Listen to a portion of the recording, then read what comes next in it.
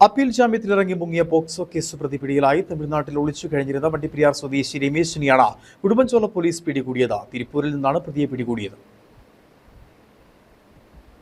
POCSO കേസിൽ രമേശിനെ Kattappana POCSO കോടതി 20 വർഷം ശിക്ഷിച്ചിരുന്നു. തുടർന്ന് അപ്പീൽ ജാമ്യത്തിലിറങ്ങിയ പ്രതി മുങ്ങുകയായിരുന്നു.